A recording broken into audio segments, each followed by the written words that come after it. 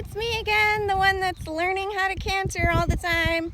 Remember, I came to you a while back saying that, did you know that there were other ways to canter? Well, indeed, yeah, there still are other ways to canter, and I'm loving that I'm finding these out because it makes my horses happier, makes me happier, makes everything more effective in the training. So, the newest development. Let me remind you of the first development I spoke about. Riding the first beat of the canter instead of the third beat, remember? Emphasizing the first beat of the canter, which is the outside hind. That is the first beat of the canter, where the horse strikes off into the canter, is the outside hind. So the next thing that we do in our canter is we're going to connect our hand to our seat.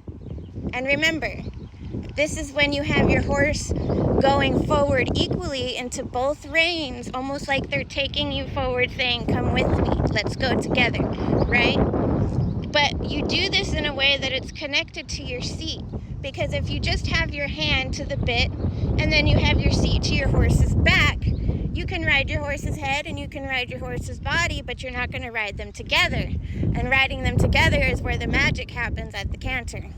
And to do that, you need to have a consistent feel in the connection to the horse's mouth with adequate forward going motion, so that when you connect your hand to your seat, your horse doesn't see that as a blocking motion. Because the reason I couldn't do this before is because every time I would connect my hand to my seat, I would be blocking my horse because the magic ingredient of forward wasn't there. And so I was shutting him down and thinking, okay, well, this is just not forward. No, forward is putting your horse to your hand, from your leg, through your seat, and keeping it going with forward, not shutting it down. And then it will give you this beautiful uphill canter where it's through and there's no rigidity, there's no threat of bucking, because remember, we're focusing on the first beat of the canter, not the third.